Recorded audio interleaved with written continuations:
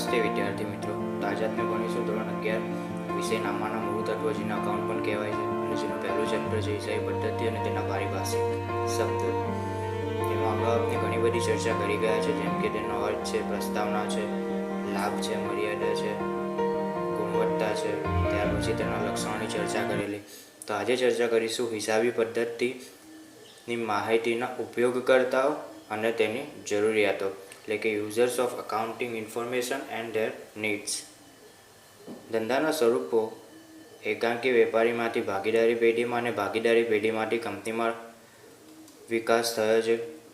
આ વિકાસના કારણે હિસાબી માહિતીના ઉપયોગ અંગેની સીમાઓ પણ વિસ્તરિત થઈ છે. ટૂંકમાં શરૂઆતમાં એક વ્યક્તિ ધંધો કરતો હતો, ત્યાર પછી તેની સાથે બીજો વ્યક્તિ જોડાયો, ત્રીજો વ્યક્તિ જોડાયો, એટલે એકાંકી વેપારીથી ભાગીદારી પેઢી સુધી અને ભાગીદારી પેઢીથી કંપની સુધી ધંધાનો વિકાસ થયો છે. એટલે તેમાં તૈયાર થતા હિસાબોની જરૂરિયાતો પણ વધતી ગઈ છે. એકાંકી વેપારી કે ભાગીદારી પેઢીમાં હિસાબો માલિકોના પોતાના અંગત ઉપયોગ માટે તેમજ સહકારી હેતુ તૈયાર કરવાના હોય છે. આ બંને ધંધાના સ્વરૂપમાં માલિકો જ સંચાલકો હોય છે, તેથી માહિતીનો ઉપયોગ તેમના પૂરતો જ મર્યાદિત હોય છે. ટૂંકમાં એકાંકી વેપારી એટલે કે એક વ્યક્તિ દ્વારા થતો ધંધો અને ભાગીદારી પેઢી એટલે કે બે કે તેથી વધુ વ્યક્તિઓ દ્વારા થતો ધંધો. તો આવા સ્વરૂપમાં હિસાબો જે તૈયાર થાય છે તે તેમના માલિકોને જ ફક્ત ઉપયોગી હોય છે, કારણ કે તેઓ જ ધંધાના સંચાલકો પણ હોય છે. પરંતુ જ્યારે કંપનીના સ્વરૂપમાં માલિકો અને સંચાલકો જુદા જુદા છે, તેથી માહિતીના સંદર્ભમાં સરકારી નિયંત્રણોના કારણે કંપનીઓની માહિતી જાહેર માહિતી બને છે. પરિણામે માહિતીનો ઉપયોગ કરનારાઓ ઘણા પક્ષકારો હોય છે. આ પક્ષકારોમાં કોનો સમાવેશ થાય છે અને કેવા પ્રકારની માહિતી તેમને જરૂર હોય છે તે અંગે નીચે પ્રમાણે સમજૂતી મેળવીએ. ટૂંકમાં કંપનીમાં સંચાલકો જુદા હોય છે અને કંપનીના માલિકો એટલે કે શેર હોલ્ડરો જુદા હોય છે. આથી તેવા સ્વરૂપમાં હિસાબી પદ્ધતિ દ્વારા તૈયાર થતા હિસાબોની ઉપયોગકર્તાઓની સંખ્યા પણ વધી જાય છે. તો હવે તે ઉપયોગકર્તા કયા કયા છે તે જોઈશું. તો પહેલો ઉપયોગકર્તા છે સંચાલકો એટલે કે મેનેજમેન્ટ. કંપનીના સ્વરૂપમાં શેર હોલ્ડરો માલિક ગણાય છે, એટલે કે કંપની જે શેર બહાર પાડે છે અને જે શેર ખરીદે છે તે વ્યક્તિને શેર હોલ્ડર કહેવાય છે. તો કંપનીના અસલ માલિકો એ શેર હોલ્ડરો જ હોય છે. આથી આપણે અગાઉ જોયું પ્રમાણે કે કંપનીમાં માલિકો જુદા હોય છે અને સંચાલકો જુદા હોય છે, તેથી તેના હિસાબી પદ્ધતિના ઉપયોગકર્તાઓની સંખ્યા પણ વધે છે. આગળ જોઈએ, કંપનીના સ્વરૂપમાં શેર હોલ્ડરો માલિક ગણાય છે અને કંપનીનું બોર્ડ ઓફ ડિરેક્ટર્સ દ્વારા સંચાલન કરવામાં આવે છે. બોર્ડ ઓફ ડિરેક્ટર એટલે કે સંચાલકોનું આખું અલગ એક જૂથ હોય છે, જેમાં 4, 5, 6 જેટલા કંપનીએ નક્કી કરેલા હોય તેટલા વ્યક્તિઓ ભેગા મળીને કંપનીનું સંચાલન કરે છે. તેને બોર્ડ ઓફ ડિરેક્ટર્સ કહે છે. તેમના દ્વારા લેવામાં આવેલા નીતિ વિષયક નિર્ણયોની અસર હિસાબી પદ્ધતિ એટલે કે પ્રતિબિંબ થાય છે. ધંધાના નક્કી કરેલ ઉદ્દેશો તેઓ હાંસલ કરી શકાય છે કે કેમ તે અંગેની જાણકારી પ્રાપ્ત થાય છે. ટૂંકમાં જ્યારે પણ બોર્ડ ઓફ ડિરેક્ટર્સની મિટિંગ ભરાય છે તો તેમાં હિસાબોને લઈને ઘણા બધા નિર્ણયો પણ લેવાય છે કે કંપનીનો વિકાસ કઈ રીતે કરવો અથવા તો હવે કયા પ્રકારનું અગાઉ જઈને કાર્ય કરવું, તે તમામ પ્રકારના નિર્ણયો તેઓ લે છે. તેમનું કાર્ય આયોજન અને અંકુશના આધારે નિર્ધારિત ઉદ્દેશોની પ્રાપ્તિ અંગેનું છે. તેઓ આયોજિત અંદાજો અને ખરેખર પરિણામોની સરખામણી કરીને વિચલનો એટલે કે તફાવતો શોધે છે અને વિચલનોનું પુનરાવર્તન ન થાય તે રીતે સુધારાત્મક પગલાં લે છે. હિસાબો એ સંચાલકો માટે તેમની કાર્યક્ષમતા માપવા અંગેનું આદર્શ સાધન છે અને સંચાલકોએ આંતરિક ઉપયોગકર્તા તરીકે વર્ગીકૃત કરે છે. ટૂંકમાં આપણે અગાઉ જોઈ ગયેલા કે કંપનીના વર્તમાન હિસાબોને પાછલા વર્ષના કેટલાક હિસાબો સાથે સરખાઈ કેટલાક વિચલનો ઊભા થાય છે, એટલે કે તફાવત ઊભા થાય છે આંકડામાં. તો એ આંકડાઓ શા માટે ઊભા થયા તફાવતને, એટલે કે એવી તો કઈ તકલીફ થઈ, એટલે કે શું ઘટી ગયું તે જાણવા માટે અથવા તો તેવા નુકસાન ભવિષ્યમાં ન થાય તે અટકાવવા માટે પણ ઘણા બધા નિર્ણય લેવામાં આવે છે. તે બોર્ડ ઓફ ડિરેક્ટર્સ દ્વારા લેવામાં આવે છે કંપનીના સ્વરૂપમાં. તો ત્યારે પણ હિસાબી પદ્ધતિની જરૂરિયાત ઊભી થાય છે. અને બીજું અહીંયા કીધું એ પ્રમાણે કે હિસાબો એ સંચાલકો માટે તેમની કાર્યક્ષમતા માપવાનું આદર્શ સાધન છે. એટલે પોતે કંપની માટે કેટલા કાર્યક્ષમ છે અથવા તો પોતાના દ્વારા લેવાયેલા નિર્ણયો કંપનીને કેટલા ઉપયોગ કરતા છે તે જાણવું હોય તો તેમને હિસાબી પદ્ધતિની જરૂર પડે છે અને પોતાની કાર્યક્ષમતા ચકાસવા માટે પણ હિસાબી પદ્ધતિની જરૂર પડે છે. સેકન્ડ છે શેર હોલ્ડર એટલે કે શેર હોલ્ડર્સ. ધંધાકીય એટલે કે કાયદાકીય જોગવાઈઓના આધારે કંપનીના સંચાલકોએ નિર્ધારિત સમયમર્યાદામાં તમામ શેર હોલ્ડર્સને કંપનીના હિસાબોની પ્રમાણિત નકલ મોકલવાની હોય છે. એટલે વર્ષના અંતે એટલે કે માર્ચ મહિનામાં જ્યારે હિસાબો કમ્પ્લીટ થાય છે તો એ દરેક હિસાબોની નકલ તેના શેર હોલ્ડરોને મોકલવાની હોય છે. તો આ હિસાબોની નકલ મેળવવાની શેર હોલ્ડરોનો અધિકાર છે અને કંપનીની ફરજ બને છે. શેર હોલ્ડર્સ પ્રકાશિત થયેલ તમામ નાણાકીય અને બિન નાણાકીય વિગતો વિશ્લેષણ કરીને પોતાના કંપનીમાં રોકાણ અંગેના નિર્ણયની સમીક્ષા કરે છે અને કંપનીના વિકાસ અંગે જાણકારી પ્રાપ્ત કરે છે. કંપનીના ભવિષ્ય અંગેનો અંદાજ પણ કરી શકે છે. આ બાબત આધારે તેઓ નક્કી કરે છે કે કંપનીના શેરમાં રોકાણ રાખવું કે નહીં. તો અત્યાર સુધી આપણે જોયું કે શેર હોલ્ડરોને શા માટે નકલ મોકલવામાં આવે, કારણ કે તેમણે જે કંપનીમાં રોકાણ કર્યું છે તે કેટલે હદે સેફ એટલે કે સલામત છે તે જોવા માટે અને કંપનીનો વિકાસ થઈ રહ્યો છે કે નહીં અથવા તો કંપની કયા પ્રકારનું કાર્ય કરી રહી છે. તો આ તમામ પ્રકારની જાણકારી મેળવવા માટે શેર હોલ્ડરોને હિસાબોની નકલ મોકલવો જોઈએ. આથી તેમનો એ અધિકાર બને છે અને કંપનીની તે ફરજ બને છે. શરૂઆતના સમયમાં એક કાગળ સ્વરૂપમાં મોકલવામાં આવતું એટલે કે ઝેરોક્સ જે આપણે કહીએ છીએ તે, પરંતુ પર્યાવરણની રક્ષા હેતુસર હવે કંપનીઓએ ઈમેલ દ્વારા પણ હિસાબો મોકલવાની શરૂઆત કરી છે. એટલે કે PDF બનાવીને અથવા તો અન્ય કોઈ ફોર્મેટ દ્વારા તે શેર હોલ્ડરો સુધી પહોંચાડવામાં આવે છે. ટૂંકમાં શેર હોલ્ડરોએ પોતાનું જે રોકાણ કંપનીમાં કર્યું છે તે સેફ છે કે નહીં અથવા તો કંપની હવે કયા પ્રકારનું આગળ જઈને પરફોર્મન્સ એટલે કે કેવા પ્રકારનું આગળ કાર્ય કરશે તે જાણવા માટે પણ શેર હોલ્ડરોને હિસાબોની જરૂર પડે છે. ત્યાર પછી જોઈએ તો કે સંભવિત શેર હોલ્ડરો. તો આ એવા પ્રકારના શેર રોકાણકારોનો વર્ગ છે કે જેઓ પોતે કંપનીના શેર ખરીદવાની ઈચ્છા ધરાવતા હોય છે અને કંપનીના શેરમાં રોકાણ કર્યા પછી તેમાંથી અપેક્ષિત વળતર મળશે કે કેમ તે અંગે જાણકારી મેળવવાના હેતુસર આ વર્ગ દ્વારા કંપનીના હિસાબી માહિતીનો ઉપયોગ કરવામાં આવે છે. અહીંયા એમ કીધું છે કે જે પણ કંપની શેર બહાર પાડે છે તો એ ઘણા બધા જાહેર જનતા સુધી પહોંચે છે. હવે એમાં કેટલાક એવા વ્યક્તિઓ એટલે કે શેર હોલ્ડરો પણ હોય છે જે સંભવિત હોય છે કે જેઓ આ કંપનીમાં રોકાણ કરવા માટેની ઈચ્છા ધરાવતા હોય છે. તો આ ઈચ્છા ધરાવતા વ્યક્તિઓ માટે પણ આવા હિસાબો ખૂબ જ જરૂરી છે. તેઓ કંપનીના હિસાબ જોઈને એટલે કે પાછલા વર્ષે કંપનીએ કેવા પ્રકારનું કાર્ય કર્યું, તેમનો નફો કેટલો છે અથવા તો તેમનો વિકાસ કેટલો થયો છે એ દરેક જાણવા માટે પણ આવા પ્રકારના વ્યક્તિઓ માટે હિસાબી માહિતી ખૂબ જ જરૂરી છે. આથી સંભવિત શેર હોલ્ડર તેમાં તમારા અને મારા જેવા તમામ વ્યક્તિનો પણ સમાવેશ થાય છે. એટલે એક હતું શેર હોલ્ડર્સ કે જેમની પાસે ઓલરેડી શેર છે, ખરીદેલા છે એટલે કે કંપનીમાં રોકાણ કર્યું છે, અને બીજું છે સંભવિત શેર હોલ્ડર એટલે કે આ એવા પ્રકારના શેર હોલ્ડર છે કે જે કંપનીમાં રોકાણ કરવાની ઈચ્છા ધરાવે છે. ત્યાર પછી છે લેણદારો એટલે કે ક્રેડિટર્સ. લેણદારોમાં ટૂંકા ગાળાના લેણદારો કે જેઓ ધંધાકીય એકમને ઉધાર માલની સગવડ પૂરી પાડે છે તેમનો સમાવેશ થાય છે. ટૂંકમાં કંપનીએ કયા વ્યક્તિ પાસે ઉધાર વસ્તુ ખરીદી છે અથવા તો વ્યવહાર કર્યો છે કે જેમને હજુ નાણાં આપવાના બાકી છે તેવા વ્યક્તિઓ. આ ઉપરાંત લાંબા ગાળાના લેણદારોમાં ધિરાણ કરનાર સંસ્થાઓ કે કંપનીના ડિબેન્ચર્સ હોલ્ડર્સનો સમાવેશ કરવામાં આવે છે. આ બંને પક્ષકારોએ ધંધાકીય એકમ પાસેથી ભવિષ્યમાં પોતાના લેણાં મેળવવાના હોય છે. આ પક્ષકારો દ્વારા ધંધાકીય કમાણીની સ્થિતિ તેમજ આર્થિક સ્થિતિ અંગેની વર્તમાન અને ભવિષ્ય અંગેની જાણકારી મેળવવામાં આવે છે અને પ્રકાશિત હિસાબોનો ઉપયોગ કરવામાં આવે છે. ટૂંકમાં લેણદારોને જે નાણાં લેવાના છે તે નાણાં તેમને મળશે કે નહીં એ કેવી રીતે ખબર પડશે, તો કે કંપનીની આર્થિક સ્થિતિ પરથી ખબર પડશે. હવે આ લેણદારો ટૂંકા ગાળાના પણ હોઈ શકે અને લાંબા ગાળાના પણ હોઈ શકે. તો કે અહીંયા જોઈએ પ્રમાણે કે ટૂંકા ગાળામાં તો લેણદારોએ ફક્ત ઉધાર માલની સગવડ પૂરી પાડી હોય છે અને લાંબા ગાળાના લેણદારોએ ધિરાણ કરનાર સંસ્થાઓ કે કંપનીના ડિબેન્ચર હોલ્ડરનો સમાવેશ થાય છે. શેર વસ્તુ અલગ છે, ત્યાર પછી ડિબેન્ચર અલગ છે અને ત્યાર પછી બોન્ડ. આ ત્રણ શબ્દ તમને અગાડી જઈને ખૂબ જ ઊંડાણપૂર્વક સમજવાના આવશે. તો આ ત્રણ વસ્તુમાં કોમન એ હોય છે કે તેમાં રોકાણ કરવાનું હોય છે કંપનીમાં અને તેની રિટર્ન એટલે કે પાછા મેળવવાની પ્રોસેસ ખાલી અલગ અલગ હોય છે. તેમાં વ્યાજનો દર અને કેટલાક તબક્કા અલગ અલગ હોય છે, પરંતુ મૂળ વાત એ હોય છે કે ફક્ત આ ત્રણ વસ્તુ શેર, ડિબેન્ચર અને બોન્ડ દ્વારા કંપનીમાં રોકાણ કરવાનું હોય છે.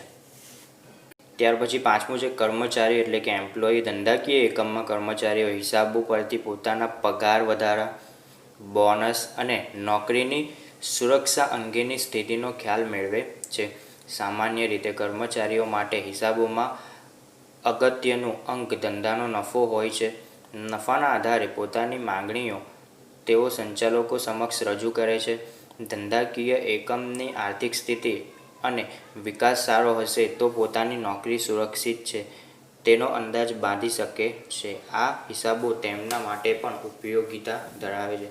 ટૂંકમાં ઘણી વખત એવું થાય છે કે આપને પેપરમાં પણ જોયું હશે કે આ કંપની ઉઠી ગઈ, કે આ કંપનીને આટલું નુકસાન થયું, તેને કારણે આટલા કર્મચારીઓને પગાર નથી મળ્યો, અથવા તો નુકસાન થયું છે, અથવા તો તેમની નોકરી જતી રહી છે. તો આવી બધી સમસ્યાઓ ન થાય તે માટે પણ કર્મચારીઓને હિસાબી પદ્ધતિ દ્વારા તૈયાર થયેલા હિસાબોની જરૂર પડે છે કે ભવિષ્યમાં તેમનો પગાર વધશે કે નહીં, બોનસ અને નોકરીની સુરક્ષા છે કે નહીં. આ તમામ પ્રકારના નિર્ણયો તેઓ લઈ શકે છે.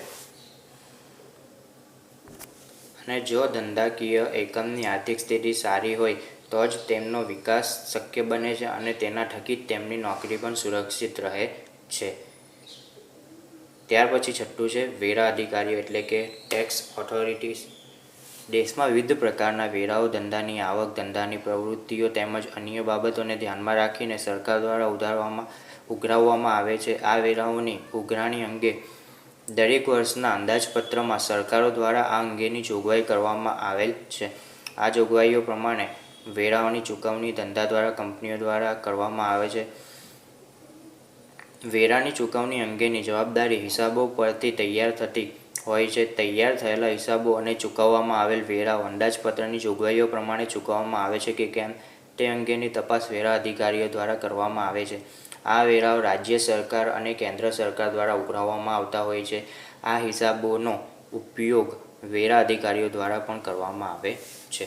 ટૂંકમાં આપણે અહીંયા અત્યારે જે શબ્દ સાંભળીએ છીએ જીએસટી, વેરો જ છે. તો એ વેરો કંપનીઓ એટલે કે જે પણ ધંધાકીય પેઢી હોય તેને ભરવાનો હોય છે. તો તે ગવર્મેન્ટ દ્વારા તૈયાર કરવામાં આવેલ અથવા તો નક્કી કરવામાં આવેલ જે આંકડા છે તે મુજબ ભરે છે કે નહીં તે જોવા માટે પણ હિસાબી પદ્ધતિ દ્વારા તૈયાર થયેલા હિસાબોની જરૂર પડે છે. તો આ હિસાબો દ્વારા વેરા અધિકારીઓ તેની ચકાસણી કરે છે કે કંપનીએ જે હિસાબો બતાવ્યા છે તે પ્રમાણે વેરો ભર્યો છે કે નથી. તો આ તમામ પ્રકારનું ચકાસણી કરવા માટે પણ વેરા અધિકારીઓને હિસાબી પદ્ધતિ દ્વારા તૈયાર થયેલ હિસાબોની જરૂર પડે છે. કારણ કે ઘણી વખત કંપનીઓ કર ચોરી કરે છે, એટલે કે કર ભરતા નથી. તો આવા પ્રકારની સમસ્યા જ્યારે ઊભી થાય ત્યારે સરકાર પાસે આવક તદ્દન બંધ થઈ જાય છે. તો જેને કારણે સરકારે કોઈપણ પ્રકારના નાણાકીય ખર્ચા કરી શકતી નથી અથવા તો ખોટમાં જાય છે. તો તેવા સમયે સરકારે કેટલાક નિયમો નક્કી કર્યા હોય છે. તે પ્રમાણે વેરા ભરાય છે કે નહીં અને તેને આધારે કંપનીઓ સાચો હિસાબ રજૂ કરે છે કે નહીં તે તમામ વસ્તુ જોવા માટે વેરા અધિકારીઓને હિસાબી પદ્ધતિ દ્વારા તૈયાર થયેલ હિસાબોની જરૂર પડે છે. આથી તેઓ દરેક પ્રકારની ચકાસણી કરી શકે છે. સાતમું છે ગ્રાહકો એટલે કે કસ્ટમર એટલે કે આપના જેવા વ્યક્તિઓ. કે ધંધાકીય એકમના ગ્રાહકને નફાના સર્જનમાં અગત્યના ભાગ તરીકે ગણી શકાય છે. આજનું બજાર વેચનારાઓનું બજાર નથી પણ ખરીદનારાઓનું બજાર છે. જો બજારમાં ખરીદનારાઓની સંખ્યા વધારે હશે તો જ કંપની ચાલશે અથવા તો ચાલશે નહીં. ટૂંકમાં ખરીદનાર માટે એટલે કે ગ્રાહક માટે નવા કાયદાઓનો અમલ છે અને તે પોતાની ખરીદેલ વસ્તુના તમામ હકો માટે પણ જાગૃત છે. તે વસ્તુ કે સેવાની પડતર અંગે પણ સજાગતા ધરાવે છે. કંપનીના હિસાબો દ્વારા ગ્રાહકો પણ વસ્તુ કે સેવા પડતર અને કિંમત અંગેનો અંદાજ બાંધી શકે છે. આમ હિસાબો ગ્રાહકો માટે પણ ઉપયોગી છે. ટૂંકમાં એક ઉદાહરણ લઈએ તો આપણે બજારમાં કોઈ પણ વસ્તુ ખરીદવા જઈએ તો તેનો સૌથી પહેલાં તો આપણે પ્રાઇસ જોઈએ છે. તો એ પ્રાઇસ યોગ્ય છે કે નહીં તે પણ ખૂબ મહત્ત્વનું છે. તો તે જાણવા માટે આપણે કંપનીના હિસાબો જોવા ખૂબ જ જરૂરી છે કે હા જે વસ્તુ એમને બનાવી છે તેની પાછળ જે કિંમત નક્કી કરી છે તે યોગ્ય છે કે નહીં. ઘણી વખત એવું થાય છે કે કંપનીએ જેટલા કિંમતમાં વસ્તુ બનાવેલી હોય તેનાથી ડબલ અથવા તો ટ્રિપલ ભાવ વધાવીને બજારમાં વેચતી હોય છે, પરંતુ આજના સમયમાં જ્યારે કંપનીઓએ હિસાબો જાહેર જનતા એટલે કે ગ્રાહકોને પણ આપવાના હોય છે, ત્યારે આવી સમસ્યાઓ ખૂબ જ ઓછા પ્રમાણમાં જોવા મળે છે, કારણ કે આજનો નાગરિક એટલે કે ગ્રાહક ખૂબ જ જાગૃત બની ગયો છે. કોઈપણ વસ્તુ ખરીદો ત્યારે તમે તેનો ભાવ જુઓ છો એટલે કે પ્રાઇસ જુઓ છો, ત્યાર પછી તે કેટલે છે યોગ્ય છે કે નહીં તે તમામ પ્રકારની માહિતી તમને હોય જ છે. ત્યાર પછી 8મું છે વિદેશી ઉદ્યોગ સાહસિકો એટલે કે ફોરેન એન્ટરપ્રિઝનર્સ. સંદેશા વ્યવહાર અને ટ્રાન્સપોર્ટ સગવડના કારણે વિશ્વ ખૂબ જ નજીક આવી ગયું છે. એટલે કે સંદેશાની વાત કરીએ તો ઈમેલ છે, ત્યાર પછી અત્યારે જોઈએ તો વોટ્સઅપ છે, ઘણા બધા સોર્સ છે. ત્યાર પછી ટ્રાન્સપોર્ટની વાત કરીએ એટલે કે એક જગ્યાએથી બીજી જગ્યાએ વસ્તુ પહોંચાડવી હોય, એક જગ્યાએથી બીજી જગ્યાએ તો ખરું, પરંતુ એક દેશમાંથી બીજા દેશમાં વસ્તુ પહોંચાડવી, તેને કારણે વિશ્વમાં ખૂબ જ નજીક આવી ગયો છે એક દેશ બીજા દેશની. ઉપરાંત આર્થિક નિયંત્રણો ઉદારીકરણના કારણે હળવા થયા છે, તેથી વિદેશી ઉદ્યોગ સાહસિકો એકબીજા દેશમાં પોતાની વસ્તુઓ કે સેવાઓના વેચાણની ઈચ્છા ધરાવતા હોય છે. ટૂંકમાં એક દેશમાં ઉત્પન્ન થયેલી અથવા તો સ્થાપેલી કંપની પોતાનો ઉદ્યોગ અથવા તો ધંધો બીજા કોઈ દેશમાં પણ કરવા માંગે છે. ઉપરાંત જે તે દેશની કંપનીની સાથે પોતાના ધંધાનું સંયોજન કરવાની ઈચ્છા ધરાવે છે, એટલે કે ટાઈઅપ કરવાની ઈચ્છા ધરાવે છે. આપણે અત્યારે જોયું હશે કે વોડાફોન અને આઈડિયા બંને કંપની ભેગી થઈ ગઈ છે, તો એ જ રીતે કંપનીઓ પણ એકબીજા સાથે જોડાઈને કામ કરવાની ઈચ્છા ધરાવે છે, જેને કારણે તેમને જે નુકસાન જતું હતું તેની ભરપાઈ પણ કરી શકે અને પોતાના કર્મચારીઓને સારું એવું વેતન પણ આપી શકે. તો આ બેસ્ટ એક્ઝામ્પલ છે અત્યારનું કે વોડાફોન અને આઈડિયા જે કંપની હવે ભેગી થઈ ગઈ. ઘણી બધી એવી કંપનીઓ છે જે હવે મર્જ થઈ ગઈ છે, તેમાં બેંકનો પણ સમાવેશ થાય છે ઘણી બધી. તો ઉપરાંત જે તે દેશની કંપની સાથે પોતાના ધંધાનું સંયોજન કરવાની ઈચ્છા ધરાવે છે, પરંતુ આ નિર્ણયો લેતા પહેલાં તેમના દ્વારા જે તે કંપનીના હિસાબોનો ઉપયોગ કરી કંપનીના તમામ પાસાઓ જેવા કે સદ્ધરતા, તરલતા, નફાકારકતા વગેરેનો અભ્યાસ કરવામાં આવે છે. આ વિશ્લેષણ કર્યા પછી તેમના દ્વારા પોતાનો નિર્ણય લેવામાં આવે છે. આમ હિસાબો વિદેશી ઉદ્યોગ સાહસિકોની દ્રષ્ટિએ પણ મહત્ત્વ ધરાવે છે. તો આપણે લેટેસ્ટ એક્ઝામ્પલ લઈએ કે આઈપીએલની વાત કરું તો આઈપીએલમાં દર વખતે અમુક સ્પોન્સર વધતા રહે છે અથવા તો બદલાતા પણ રહે છે. તો આ સ્પોન્સર એટલે કે ઘણી બધી કંપની હોય છે જે સંયોજન થઈને એટલે કે ભેગી થઈને એક પ્રકારની ટુર્નામેન્ટ રજૂ કરે છે આપની સમક્ષ. તો કંપનીઓમાં પણ એવું હોય છે કે ઘણી બધી કંપનીઓ જ્યારે બીજા દેશમાં કાર્ય કરવાની ઈચ્છા ધરાવે તો તેઓ એકબીજા સાથે સંયોજાઈને કાર્ય કરવું પડે છે, કારણ કે તે દેશમાં જે કંપની ચાલતી હોય તેના આધારે જ આપને કામ કરવું પડે. આવા સમયે કંપનીઓએ એકબીજાના હિસાબો પણ ખૂબ જરૂરી છે કે કંપની કેટલે અંશે કાર્યરત છે, કંપનીનું બજારમાં કેવા પ્રકારનું વર્તન છે એટલે કે કેવા પ્રકારનું પરફોર્મન્સ છે તે પણ જોવું પડે, કંપનીનો વિકાસ કેટલે અંશે થાય છે, તેમનો ગ્રાહકની સંખ્યા કેટલી છે તે પણ જરૂરી છે. તો આ તમામ પ્રકારની પાસાઓની ચકાસણી માટે પણ હિસાબી પદ્ધતિની જરૂર વિદેશી ઉદ્યોગ સાહસિકોને પડે છે. ત્યાર પછી 9મું છે નિયમનકારી સંસ્થાઓ રેગ્યુલેટરી બોડીઝ. કંપની ધંધા સ્વરૂપમાં સરકાર અને સરકાર દ્વારા નિર્મિત નિયમનકારી સંસ્થાઓ અંકુશ રાખતી હોય છે, જેથી કરીને કંપનીના કોઈપણ પગલાં પ્રવૃત્તિના કારણે સામાન્ય પ્રજાને આર્થિક નુકસાન ન થાય. આ હેતુ માટે સેબી એટલે કે security exchange board of India, ત્યાર પછી છે IRDA insurance regulatory development authority of ઇન્ડિયાની સ્થાપના કરવામાં આવે છે. આ સંસ્થાઓ નિયમો અને માર્ગદર્શિકા બનાવવા માટે હિસાબોનો ઉપયોગ કરે છે. ઉપરાંત નિયમો પ્રમાણે હિસાબો તૈયાર થયા છે કે કેમ તે અંગેની પણ તપાસ હાથ ધરે છે. આમ હિસાબો નિયમનકારી સંસ્થાની દ્રષ્ટિએ પણ જરૂરી છે. ટૂંકમાં સેબી એ દરેક પ્રકારની કંપનીઓના હિસાબો વ્યવસ્થિત એટલે કે યોગ્ય નીતિ નિયમો મુજબ છે કે નહીં તે જોવાનું કાર્ય કરે છે. અને ત્યાર પછી ઇરડા એ ઇન્સ્યોરન્સ રેગ્યુલેટર એટલે કે ઇન્સ્યોરન્સ સાથે સંકળાયેલી તમામ કંપનીઓના હિસાબો યોગ્ય પ્રમાણે તૈયાર થયેલા છે કે નહીં તે જોવાનું કાર્ય કરે છે. તો આ દરેક જોવા માટે તેમને જેટલી પણ કંપની હોય તેમના હિસાબોની જરૂર પડે છે. ત્યાર પછી 10મું છે વ્યવસાયિક સંસ્થાઓ. હિસાબો તૈયાર કરનારાઓને વ્યવસાય તરીકે ઓળખવામાં આવે છે. હિસાબી પદ્ધતિ એક વ્યવસાય છે. આ વ્યવસાયના યોગ્ય સંચાલન માટે દરેક દેશમાં વ્યવસાય સંસ્થાઓ હોય છે. હિસાબી પદ્ધતિ માટે આપણા દેશમાં 1949થી the institute of chartered accountants of India કાર્યરત છે.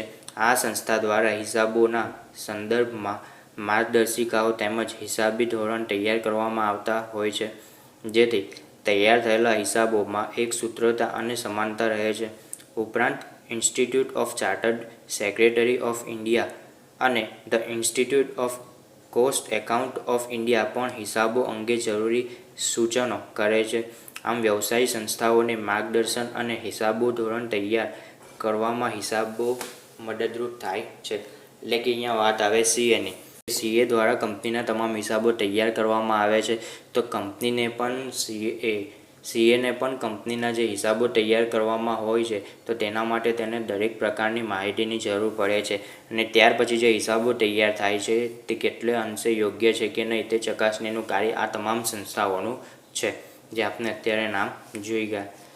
તો આવા બધા હિસાબો યોગ્ય છે કે નહીં તે જોવાનું કાર્ય કરે છે the institute of chartered accountants of India. એટલે કે આના દ્વારા હિસાબો કઈ રીતે તૈયાર કરવા અથવા તો તે તૈયાર કર્યા બાદ તે કયા પ્રકારના ધોરણનું હોવું જોઈએ, તે કયા પ્રકારનું બનાવેલું હોવું જોઈએ, આ દરેક પ્રકારની જેની ફોર્મેટ છે તેનું એક લીફલેટ જે કહીએ અથવા તો માર્ગદર્શિકા આ દરેક સંસ્થાઓ બહાર પાડે છે.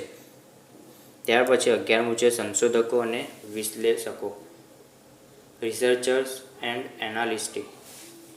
આમ હિસાબી માહિતીનો ઉપયોગ કરનારા એક વર્ગ છે સંશોધકો અને વિશ્લેષકો. આ ઉપયોગકર્તાઓને કંપનીની નફાકારકતા કેટલી છે, આર્થિક સદ્ધરતા કેટલી છે તેની જાણકારી મેળવવા ઉપરાંત આ નફાકારકતા કે આર્થિક સદ્ધરતા આટલી કેમ છે તે અંગેનું સંશોધન અને વિશ્લેષણ કરવાનું હોય છે. આ સંશોધન અને વિશ્લેષણ કંપનીને અંગત રીતે અને રોકાણકારોને મદદરૂપ થાય છે. આ ઉપયોગકર્તાનું યોગદાન પણ નોંધપાત્ર છે. આ વર્ગ પોતાના અંગત હેતુ માટે જ નહીં પણ અન્યના લાભ માટે આ પ્રવૃત્તિ કરતા હોય છે. આમ હિસાબી માહિતી આ ઉપયોગકર્તા માટે પણ જરૂરી છે. ભારતમાં અને વિદેશના શાખપત્રતા નક્કી કરતી સંસ્થાઓ કામ કરે છે, જેને ક્રેડિટ રેટિંગ એજન્સીઓ તરીકે પણ ઓળખવામાં આવે છે, જેમાં CRISIL ને પછી ICRA વગેરેનો સમાવેશ કરવામાં આવે છે. આ એજન્સીઓ દ્વારા પણ પ્રકાશિત હિસાબોનો ઉપયોગ કરવામાં આવે છે. ટૂંકમાં આ રિસર્ચર હોય છે કે જે પણ આ કંપનીઓ હિસાબો તૈયાર કરે છે તે કેવા પ્રકારે તૈયાર કરે છે અથવા તો તે કંપનીનું કાર્ય કયા પ્રમાણેનું છે, જે એક દેશને નહીં પરંતુ તમામ દેશને ઉપયોગી બને છે. કારણ કે ઘણી વખત નાનામાં નાની કંપનીને પણ મદદની જરૂર પડે છે. તો મદદની જરૂર કઈ રીતે હોય છે કે તેમને બીજી કંપની કઈ રીતે કાર્ય કરે છે જે ઓલરેડી વિકાસ થઈ ચૂકેલી છે. તો તે જોવા માટે પણ આવી બધી કંપનીઓ દ્વારા એટલે કે આવી બધી સંસ્થાઓ દ્વારા તે હિસાબો તૈયાર કરવામાં આવે તેની જરૂર પડે છે. માટે જ આ સંશોધકો અને વિશ્લેષકો ધરાવતી કંપનીના હિસાબો કઈ રીતે તૈયાર કરવામાં આવે છે તેમાં આપણે કેટલાક પ્રશ્નો પણ જોયા કે આ નફાકારકતા કે આર્થિક સદ્ધરતા આવી કેમ છે, આટલી કેમ છે. તો આવા દરેક પ્રકારના પ્રશ્નો વ્યક્તિઓને પણ ઊભા થાય છે, તેનું નિવારણ કરે છે. થી સંશોધકો અને સંચાલક એટલે કે વિશ્લેષકો દ્વારા હિસાબોની ફક્ત ચકાસણી કરવામાં આવે છે. એ ચકાસણી એક પ્રકારનો અભ્યાસ હોય છે અને તેના દ્વારા તેમની એક અલગ રિપોર્ટ તૈયાર થાય છે. તે એક દેશના નાગરિકને નહીં પરંતુ દરેક દેશના નાગરિકને ઉપયોગી નીવડે છે. ઘણી વખત આપણે ન્યૂઝપેપરમાં પણ એ જોઈએ છે કે કંપનીઓ વિશે લખાણ આવે છે અથવા તો કંપનીઓના હિસાબો વિશે નાનો લેખ આવે છે. તો એ આવી બધી સંસ્થાઓ દ્વારા બહાર પાડવામાં આવે છે. ત્યાર પછી છેલ્લું છે સરકાર એટલે કે ગવર્મેન્ટ. દેશના કાર્યક્ષમ અને અસરકારક સંચાલન અને વહીવટ અંગેની જવાબદારી સરકારની છે. સરકાર દ્વારા દેશના વિકાસ અંગેની નીતિઓ ઘડવામાં આવે છે. આ નીતિઓનું ઘડતર માટે પૂરતા પ્રમાણમાં સુસંગત માહિતીની જરૂર હોય છે. કંપનીઓ દ્વારા હિસાબો રજૂ કરે માહિતીનું એકત્રીકરણ કરીને તેઓ ઉપયોગ દેશની નીતિઓ ઘડવામાં કરવામાં આવે છે. સરકારના નીતિ વિષયક નિર્ણયોમાં આ માહિતી અગત્યની ભૂમિકા ભજવે છે. એટલે કે સરકાર હવે કયા પ્રકારના કાયદા ઘડવા અથવા તો તે ગ્રાહકો માટે કેટલા ઉપયોગી છે તે બધું જાણવા માટે પણ કંપનીના હિસાબોની જરૂર રહે છે. ટૂંકમાં સરકાર હવે અગાઉ જઈને કંપનીઓ માટે અને તેના ગ્રાહકો માટે કેવા પ્રકારના નિર્ણયો લેવા કે જે બંને પક્ષકારોને સહાયક હોય તો તે જોવા માટે અથવા તો ત્યાં નિર્ણયો લેવા માટે પણ હિસાબી પદ્ધતિ દ્વારા તૈયાર થયેલ હિસાબોની જરૂર પડે છે. તો ઉપરની ચર્ચામાં એટલે કે અગાઉ આપણે જેટલા પણ ચર્ચા કરી ગયા 12 પક્ષકારો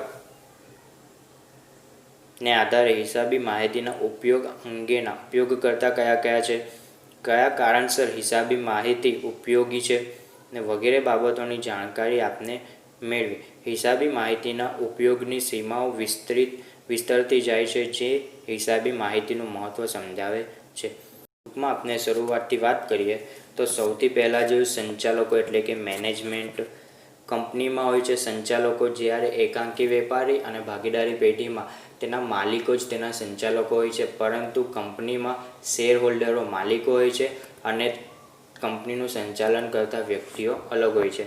ત્યાર પછી શેર હોલ્ડરોની વાત કરી કે તેઓએ રોકાણ કર્યું છે તે કેટલે અંશે સેફ છે એટલે કે સલામત છે. ત્યાર પછી સંભવિત શેર હોલ્ડર કે જેમને રોકાણ કરવાની ઈચ્છા છે.